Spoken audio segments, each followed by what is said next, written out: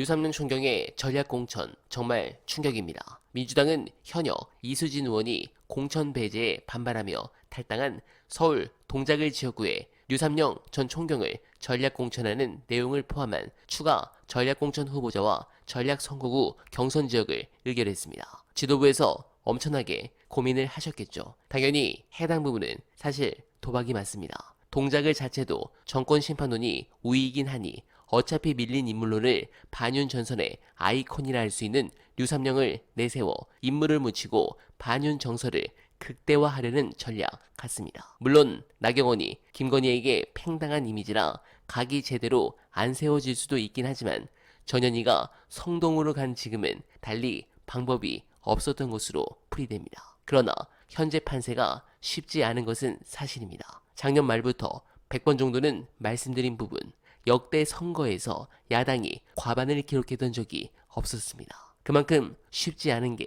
이번 총선입니다. 다만 그 바닥 흐름은 변한 게 전혀 없습니다. 중요한 영상 보시고 이어가 보겠습니다. 흥미로운 대목이 스트레이트 뉴스에서도 3개 지역 조사 결과가 발표가 됐거든요. 거기도 인천, 중구, 강화, 옹진, 그 다음에 충북, 청주의 흥덕 이런 조사 결과를 발표했는데 정당 지지도 유심히 보니까요. 지난 대선과 지난 총선의 중간 정도 있더라고. 그냥 민주당 물어보잖아요. 지금 그 공천과 관련된 잡음 이런 게 신경 쓰이잖아요. 그런데 그 바닥 민심은 깊고 단단해요. 예, 그걸 확인할 수 있었습니다. 그 구도는 흔들리지 않아요. 그래서 지역구를 개별적으로 물어보잖아요. 그러면 우리가 1년 반 동안 봐왔던 그 구도가 여전히 유지되고 있습니다. 판이 바뀐 건 아니다. 그 얘기입니다. 또 조국 신당에 출연했잖아요. 눈길 줄 곳이 있으니까 눈길이 또 갑니다. 그리고 개혁신당하고 이낙연 신당이 갈라섰잖아요. 몇 %쯤은 또 가져가요. 종합해서 전화면접에서는 우리 조사상으로는 최근 1년 동안 가장 적은 격차 3% 정도밖에 안 돼요. 그런데 정치 고관여층이 잡히는 ARS 구도는 여전히 또 10%를 유지하고 있어요. 윤석열 정부의 비토 정서는 그렇게 바닥이 깊습니다. 다만 그 대안으로서의 민주당 공천 관련 필요가 있죠. 지난 총선 때도 3월 중순까지는 민주당이 압도하지 못했어요. 사람들이 180석을 기억하기 때문에 4년 전 1월, 2월, 3월 이맘때는 민주당이 당연히 압도하고 있지 않았을까? 아니에요. 1월부터 3월 중순까지는 국민의힘, 그때는 미래통합당이었죠. 미래통합당이 지지율에 앞섰어요. 기억 안 나죠?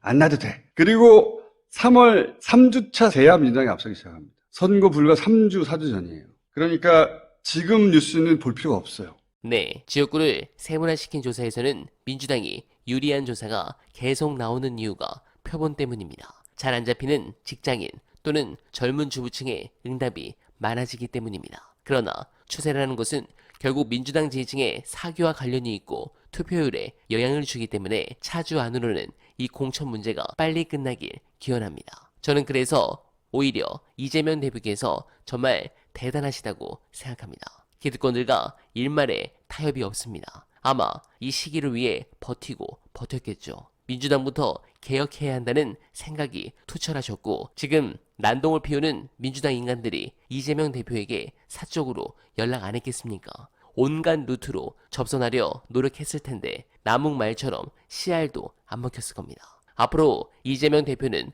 온 기득권들의 거센 저항과 온갖 공격을 지금처럼 더 심하게 겪을 것 같습니다. 그때 그를 지킬 수 있는 건 바로 선배님들입니다. 더욱 응원해 주시고 지지해 주시길 부탁드리면서 어나바는 오늘도 최선을 다하겠습니다. 여러분 고맙습니다.